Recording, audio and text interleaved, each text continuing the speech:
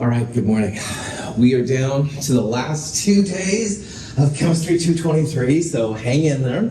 Just about there, pretty exciting. And if you haven't done so already, but it looks like you have, make sure you turn in problem set 6, quiz number 6, and the final exam prep. You can also pick up your midterm while you're here. And then the only things left are getting down there. Friday will be another day of review.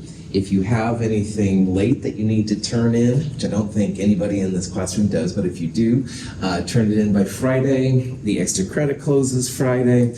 And then next week, the only day I'll see you will be Wednesday. Monday morning, I'll send an email out with a link to the lab final. Print it out, complete it, bring it on Wednesday, 8:45. This room, 1303. We'll do the lecture final, which I'll talk about more here in a little bit. Good to go. Questions? Anything?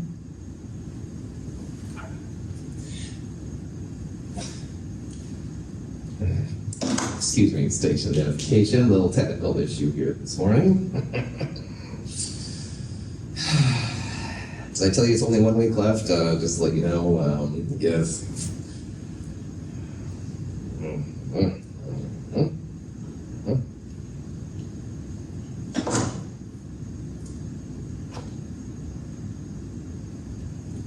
Okay.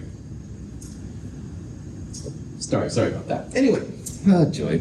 Anyway, so again, next week, the only things I want you working on are the lecture, studying for the lecture final and preparing the lab final. And the lab final will have 5 short answer questions over the different labs this quarter. I'll release a link to it Monday morning. If you don't see an email by, say, 9 o'clock, then you email me directly and say, hey, yo, what's up? And I'll send you the link directly that way, too. So you'll print it out Monday, work on it Wednesday, and for this class, section 01, 845, this room, we'll do the lecture final. Lecture final is over all the chapters we've had, 40 multiple choice questions. Now, if anybody says anything about an ACS final, this is not an ACS final. So once in a while, especially in the tutoring center, they'll bring this up again, and this isn't something we've done since before COVID. So this is like a regular final. It is over all the different chapters we've done this quarter, and at first that might seem a little daunting, but please remember that when it's this much material, all right, I'm not going to ask super detailed questions. It's going to be more kind of overview kind of questions. And so people usually do pretty well on it. Should be not a big deal. When you come on Wednesday, bring your calculator definitely. A note sheet is cool. I've got a periodic table for you, about 2 hours. You'll be done by 10:45 in section 01. Section H1 will be the same thing, except they'll be at 1:10 p.m. in 2501. They'll be done at 3:10 p.m. And then I should have grades by Friday, if all goes well, which I don't see any problems with it. Probably before that, but I like to give myself a little leeway. Questions on anything? All right, so what we're going to do is just go through some, there's a thing that says Friday. What we're going to do now is just go through some example questions from the different chapters since Chem 221 all the way through Chem 223. I'm going to try and focus more on Chem 221 and Chem 222 material, just because that's the farthest in your mind. But if I'm putting it up here, there might be a reason why I'm putting it up here. So if you have questions on any of this stuff, then let me know. It may come back to help you later. So here's a question that we studied a little bit both in Chem 221 and Chem 222. It says, which one of these describes the composition of a neutral atom of iron 58? And you can see here that all the information there, the answers have neutrons, protons, and electrons. So see if you could figure out which of those would be the best answer. We'll talk about it here in a little bit.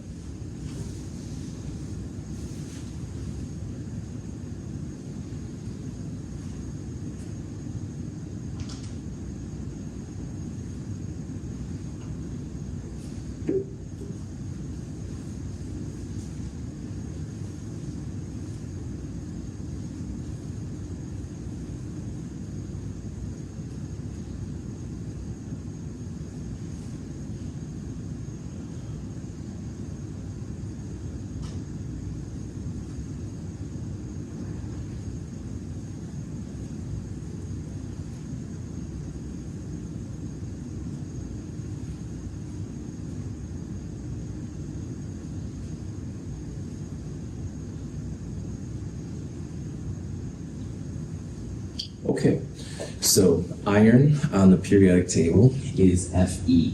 And Fe is right there, but the important part for us here is that it's number 26. And 26 is the atomic number. Atomic number is equal to the number of protons. And if you have a neutral atom, the protons and the electrons will be the same number. So you want a combination where the protons and electrons are the same, both 26. Now to figure out the neutrons, this number, the dash number, that's the mass number, and that'll be protons plus neutrons. So how chemists discover then the number of neutrons is they take the mass number and subtract the number of protons, the atomic number. So 58 minus 26 is 32. The answer here should be B. And again, sometimes you'd see this listed as Fe 26 and 58. The lower left-hand number is the atomic number that's on the periodic table. The upper left-hand number is the mass number. You can see it as a dash like that. Questions? Cool. Okay. Here's a question where we have a nitrogen-oxygen species. So the compound has nitrogen and oxygen. And the question here says that one of the species we're looking at here is 46.67% nitrogen. And you can use that information to find the empirical formula. And remember that percents in chemistry are almost always mass-based. So you could think about that as 46.67 grams of nitrogen. See if you can figure out what the answer is here.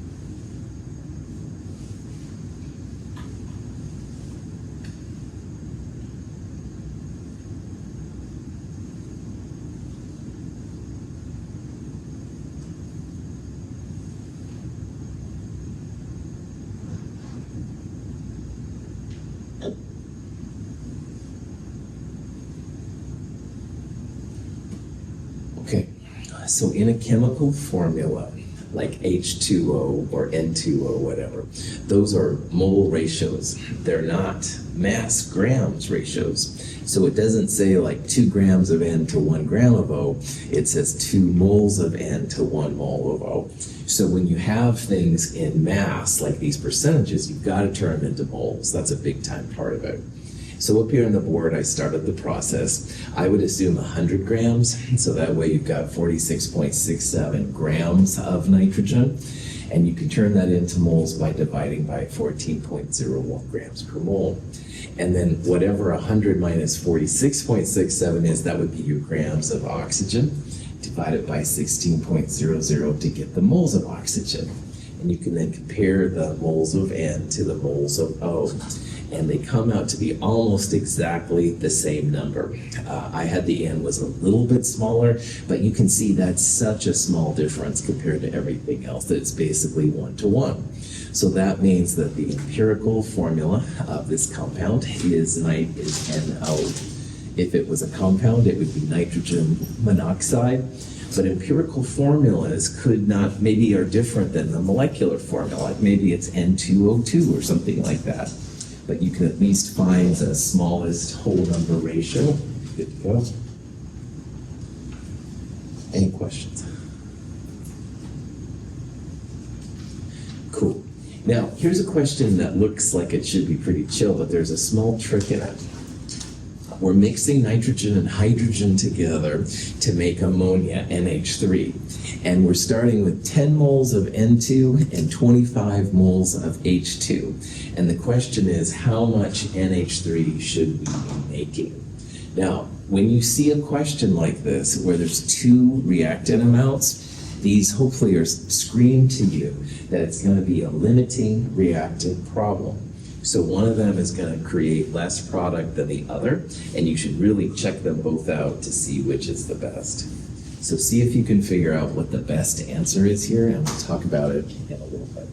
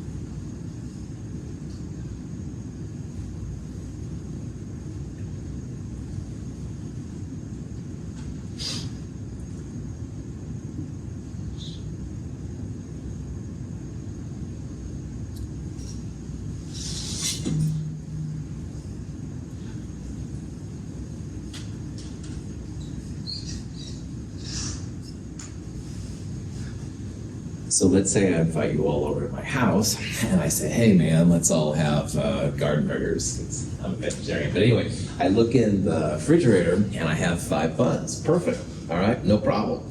So I thought, yeah, we'll do this. We'll do the garden burger. But then I look in the freezer. Oh, man, I've only got 3 garden burgers. And since there's a total of 5 people, I won't have enough garden burgers to make one for everybody. I've got enough buns, but you don't have enough garden burgers. That is a cheesy interpretation of this problem we're doing right now, because it says we've got 10 moles of N2 and 25 moles of H2. So 10 moles of N2, you want to turn into moles of the product, NH3. And by the balanced equation, there's a 1 right there, you'd have 1 mole of N2, 2 moles of NH3. So one answer here would be 20 moles of NH3. And if you stop there, you would be good to go. However, in these kind of problems, which never hardly ever say limiting reactant problems either, by the way, but you'll see 2 reactant amounts. And so what you want to do is test both of them. So H2, there's a 3 by it and a 2 in front of the ammonia.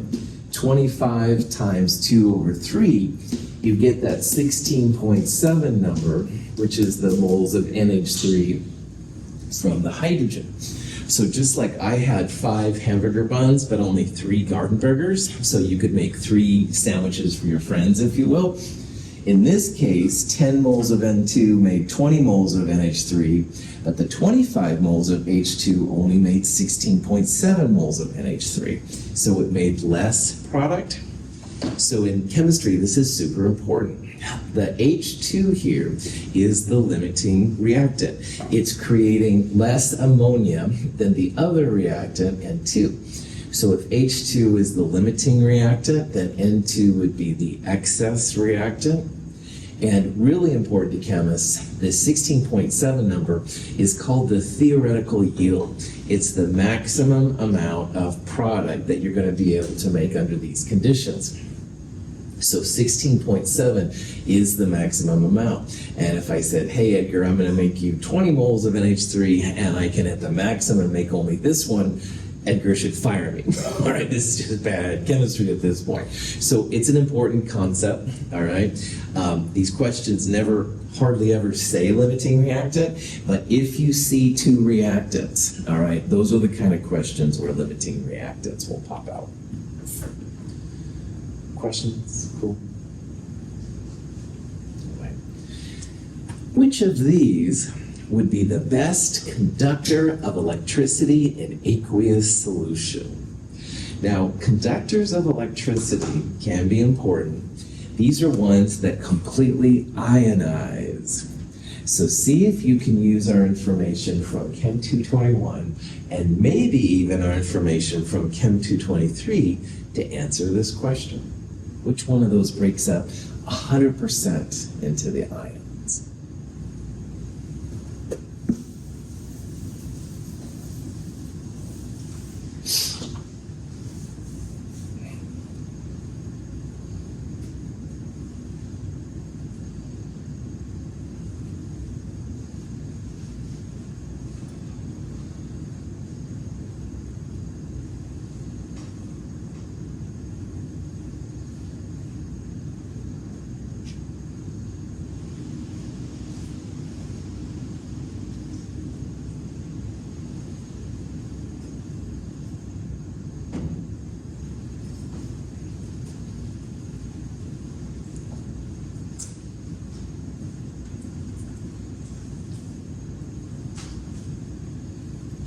I'll have you present at the end here. That's just so yeah, cool.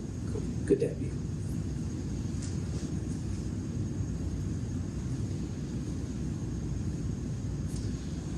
Okay, so an electrolyte is a species, a solution that conducts electricity. And if you're going to conduct electricity, you need to have a lot of cations and anions running around. And if you think about this from our Chem 223 perspective, all of these are weak acids or bases except one of them. And I hope that you all are still remembering that there are these crazy 5 strong acids and 3 strong bases running around. And one of them is HBr, a strong acid. Strong acids and strong bases ionize 100%, all right? So you're gonna have 100%, in this case, H plus, and 100% bromide. So the best electrolyte here by far is gonna be D. The other ones are weak, and so what that means is maybe 1 of every 10,000 or 1 in 10 million molecules dissociate. So for example, acetic acid, the Ka is 1.8 times 10 to the minus 5, which is not a number you need to know, but it's a number that your nerdy instructor knows. And about 1 in 10,000 of those break up into H plus and acetate. But most of it stays as molecular acetic acid, which does not conduct electricity. So if it says anything about strong electrolytes, the strong acids and strong bases are awesome. Also things with sodiums and nitrates and potassiums and lithiums, those kind of things are also really good strong electrolytes. Questions on that? Okay. This question says, which equation shows the balanced net ionic reaction for potassium hydroxide and iron 2 chloride to give iron 2 hydroxide and potassium chloride? And I'm going to give you a little bit of a hint here. A is the balanced molecular equation that you're going to see for this reaction. So see if you can use A and this information to find the net ionic reaction that's going to happen here. Like what is really happening chemically. You don't want the spectator ions, which are boring. You want the actual chemicals that are reacting.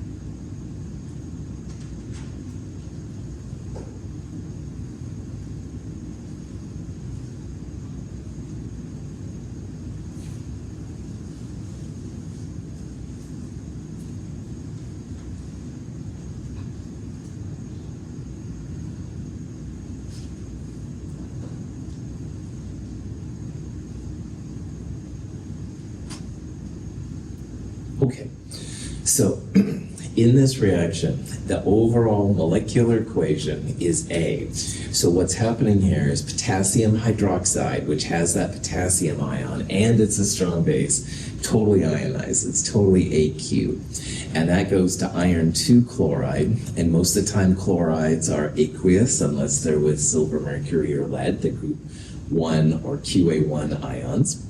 However, with hydroxide, most things are solid. Most things are insoluble. So in this case, iron 2 hydroxide, which is iron swapping places with potassium to make OH there, this is insoluble. It makes a solid. But then you've also got K and Cl left over, which is going to be AQ. Now, net ionic reactions only show the action of the reaction.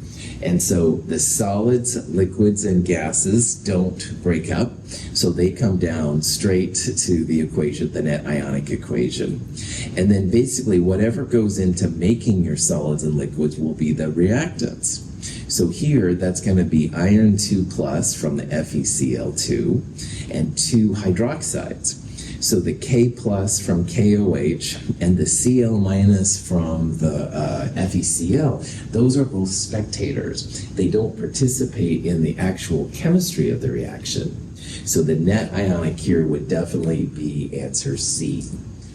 So what I usually do and what we did in Chem 221 is that usually the solid, liquid, or gas is the product, and then whatever goes into it will be the reactants. And that's kind of a cool way to think about how this works out. Any questions on that?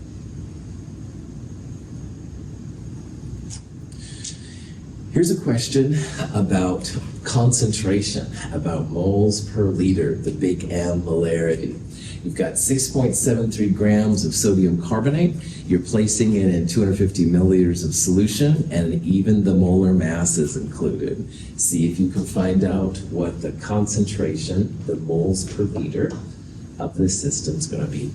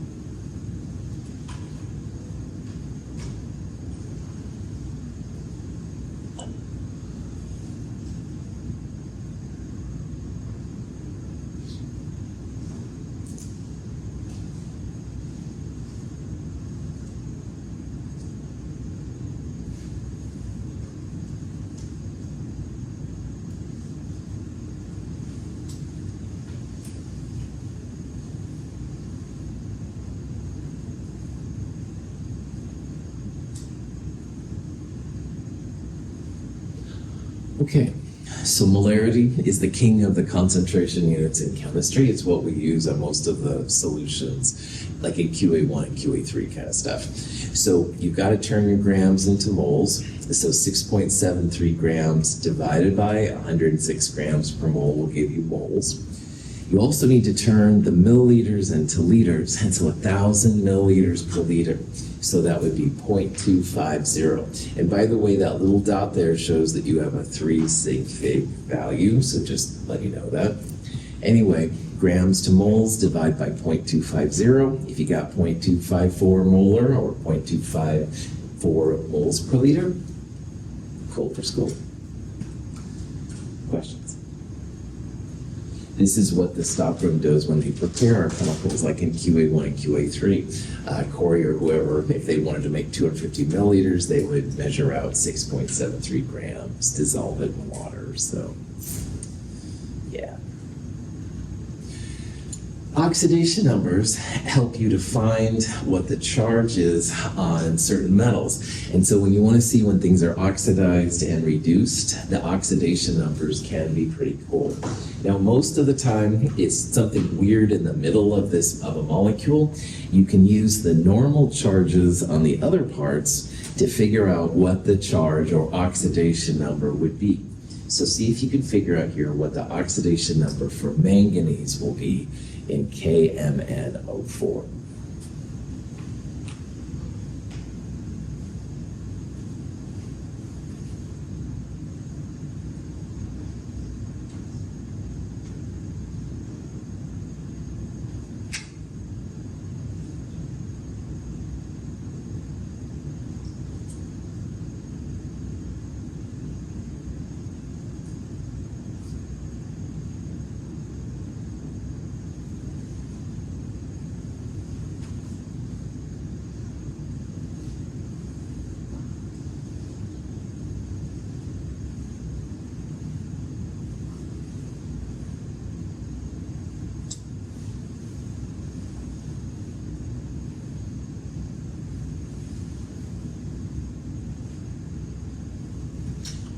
Okay, so when it comes to these oxidation numbers, It's very helpful to know that hydrogen's usually +1, oxygen's usually -2.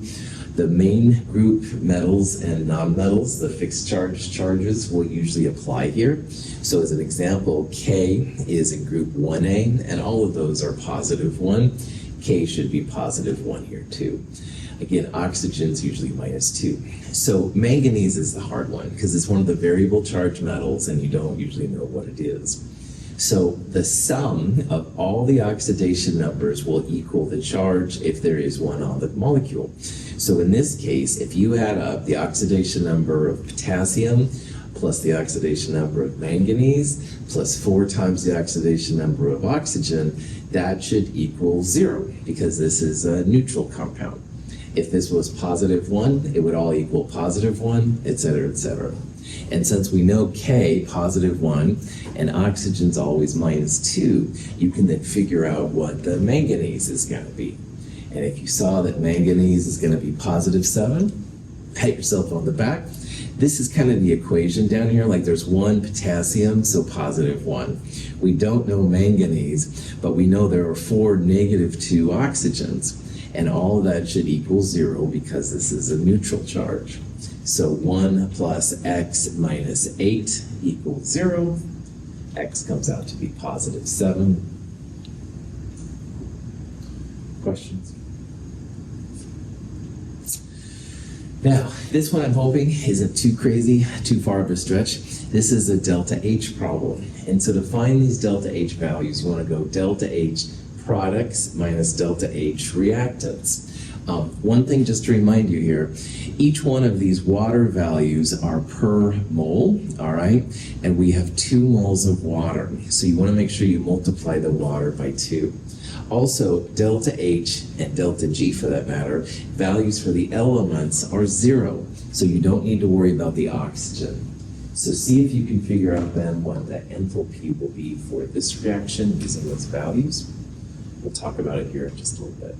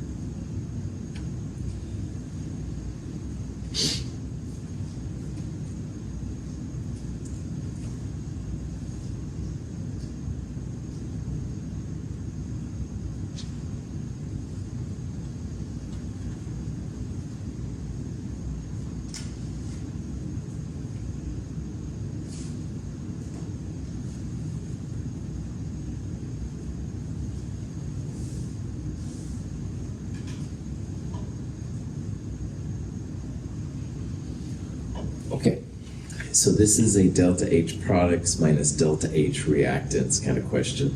You'll never have to know any of these numbers. If you don't see a number that's there, it's usually because it's an element, and the elements have 0 values, so you don't have to worry about that. So in this problem, you take delta H of SiO2 which is this number right here, add it to 2 times this number. And that's really important. Remember to multiply the stoichiometries by these. This is per mole, and you have 2 moles, so you've got to multiply it by 2. And then the other part is that you want to subtract the delta H of the reactants. Now, O2 is 0, don't have to worry about that, but you do want to subtract the SiH4, this number right here. So you're going to turn that positive number into a negative. Anyway, if you ended up getting minus 1428.8, pat yourself on the back. Any questions? This is exothermic. It's a negative delta H value. Positive delta H values would be endothermic. All right, this is an electron configuration question, and it says, what is the general valence electron configuration for the alkali metals? Now, valence are the outermost electrons. Alkali metals are group 1A. So see if you can use that information to find the valence outer electron configuration for the group 1A alkali metals.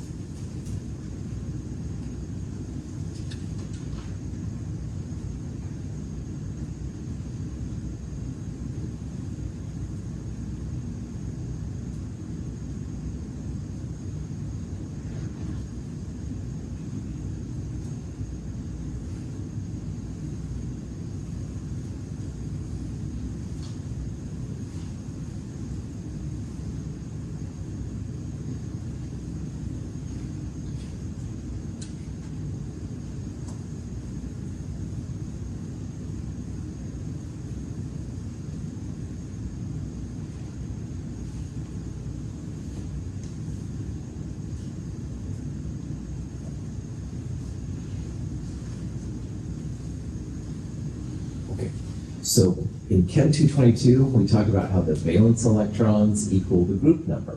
So everything in this would have 1 valence electrons. Carbon in group 4 would have 4 valence electrons, stuff like that. And the electron configurations, for example, for lithium, you would go backwards to the nearest noble gas, helium. You'd write helium in square brackets. And lithium would have a 2, because it's in period 2, 2s1. And beryllium would be 2s2, et cetera, et cetera. We can do the same thing for sodium. You go backwards to the noble gas, neon. It would have a 3s1 on the outside. Magnesium would be 3s2, et cetera, et cetera. So all of these are going to have a period number n, s1. They all have 1 valence electron. So this would be answer A. The valence electrons are just the outside atoms. All the core electrons are going to be the noble gas configuration in these cases, so it's no big deal. This would be the alkaline earths, group 2A. NS2NP5 would be the halogens, group 7A. Questions on that?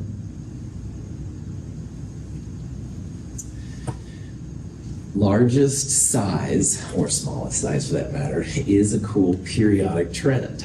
And periodic trends for sizes generally go left and down. So see if you can figure out which of these would have the largest atomic radius. And there is no element JQ. None of the elements on the periodic table have a J or a Q in them. So that's my little subtle attempt at humor.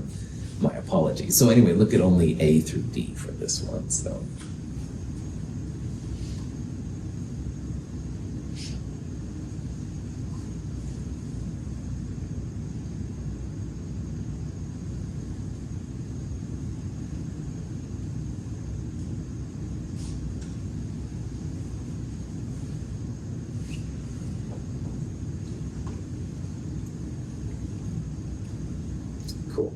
So on the periodic table, left and down means that francium down there would be the biggest ion, atom sized basically. So if these up here then, if you look at them, carbon is most, you'd start in the upper right, move to boron, which is left, aluminum, which is down, but all the way over on the left, which is by far the most left and down, would be sodium.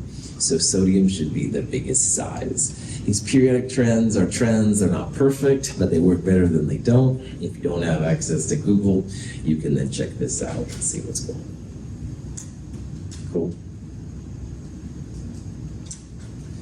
Electronegativity is another important periodic trend. Electronegativity basically goes up and to the right. So again, remembering that JQ was just made up, which of those would have the largest electronegativity? Again, look up and to the right.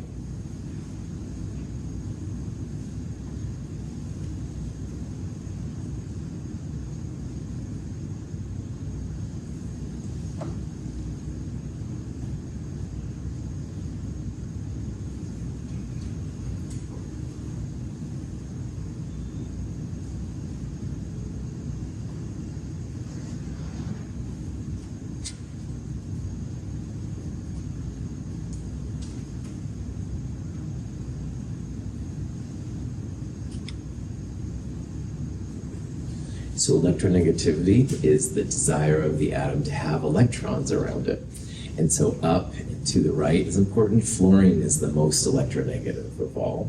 So in this one then you'd start at potassium, you'd move over to the right, which would be aluminum would be the next one, up to boron. But the one that's definitely most up and to the right would be nitrogen. So nitrogen is more into electrons than any of those species up there.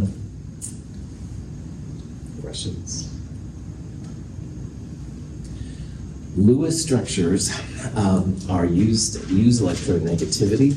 The central atom, if these atoms don't have it, but the central atom would have the lowest electronegativity in the molecule. The problem is that one of these structures up here is an incorrect Lewis dot structure.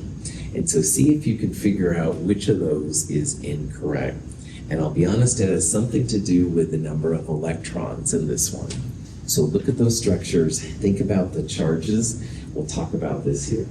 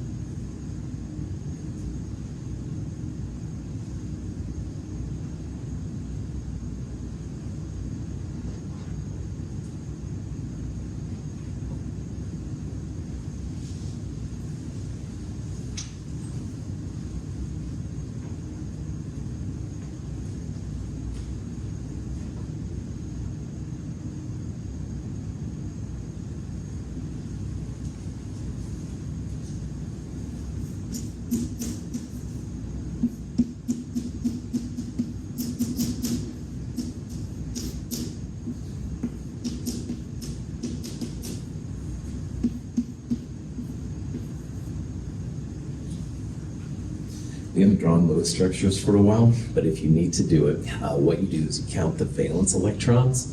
So H, C, and N, hydrogen's in group 1, so 1 valence, carbon's 4, group 4, nitrogen's 5, so you add that out, it's a total of 10 valence electrons. We usually divide them by 2 to find the pairs, so it would have 5 pairs of electrons.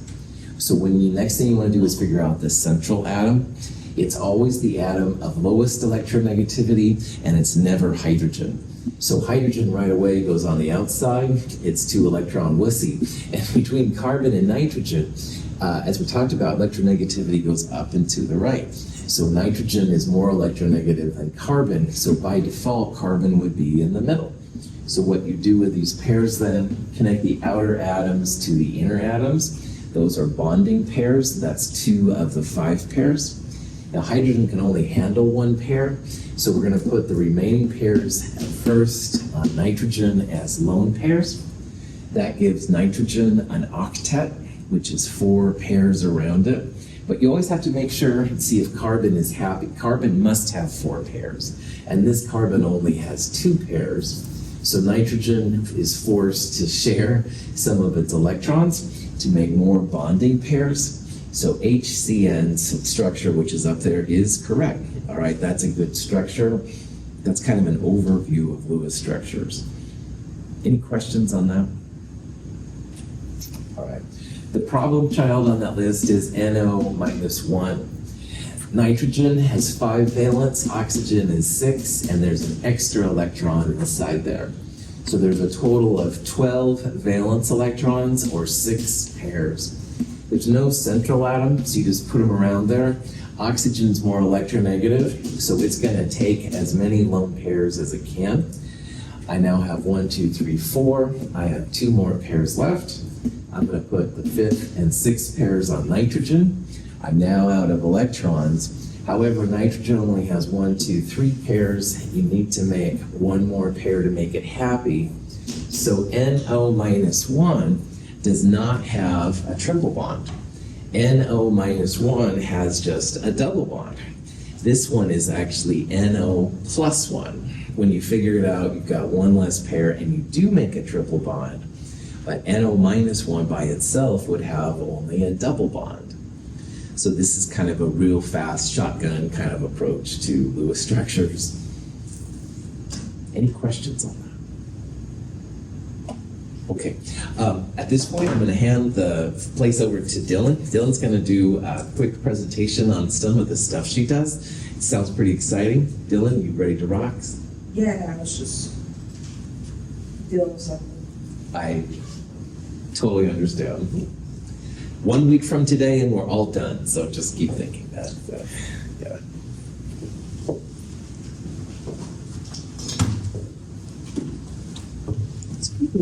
Cool. Put it. It's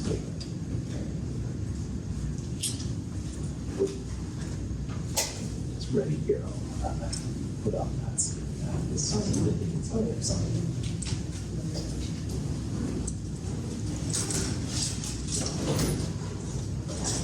it'll flip over.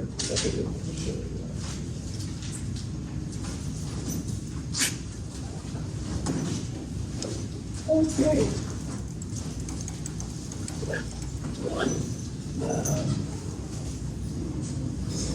We have a computer crash.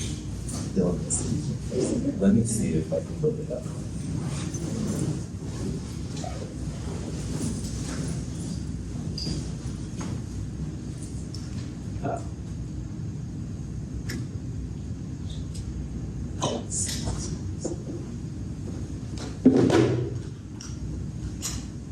I was like all the way across Portland, and it has this fat orange cat, looks like Garfield, and it would not take his diabetic medication. You're awesome. Where is your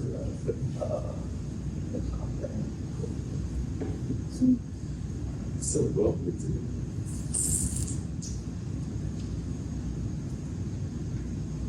there we go. And well, I'll be your slide person. So, Okay. so just tell me where to Okay. when you want to go to what slide. So today I'm just going to talk about how chemistry is applied in real job applications. I this year became a certified pharmacy tech for Kroger, which essentially means that I took a stupidly long 2-hour test to get this silly little badge. That means I can get paid more. It cost me $200. I'm going to be honest. It was the worst online test of my life. Anyway. And I can finally say I'm certified. 1 extra word in my title.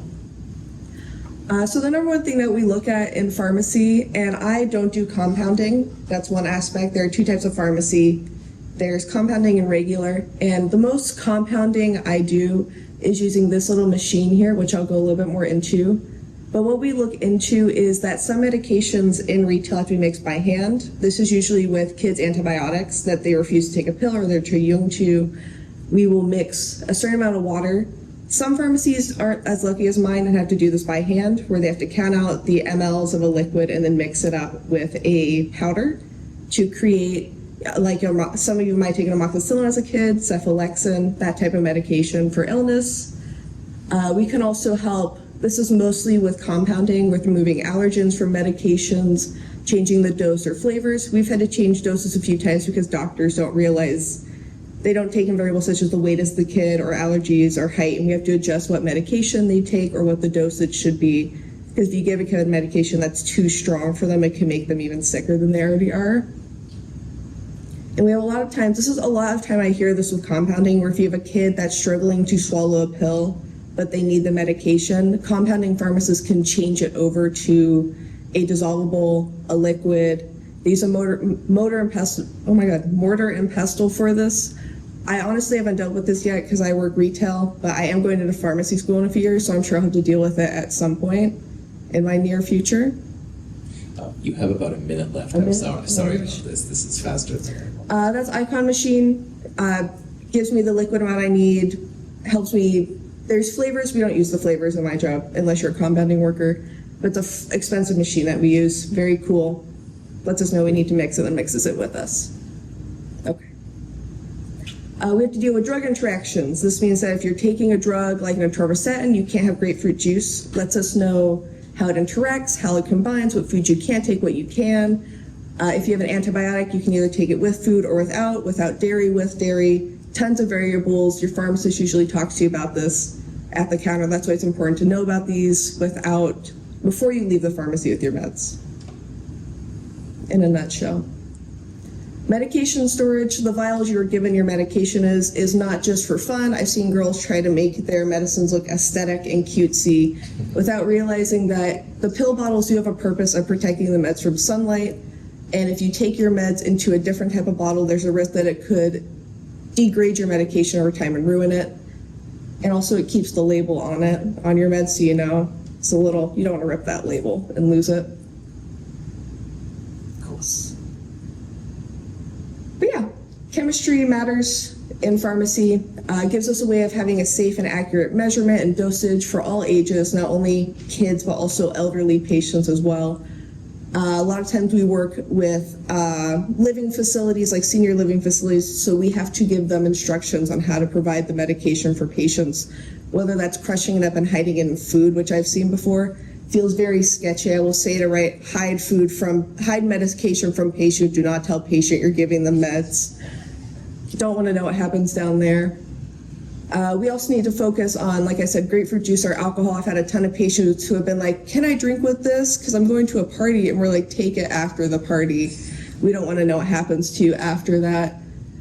And so Tylenol is also a big one. Antibiotics. Do not be afraid to ask your pharmacist if Tylenol and ibuprofen is safe with your meds, because it can interact with certain meds that you take, especially like aspirin is a big one because it thins your blood. So that's also important to know if you're taking another blood thinning medication.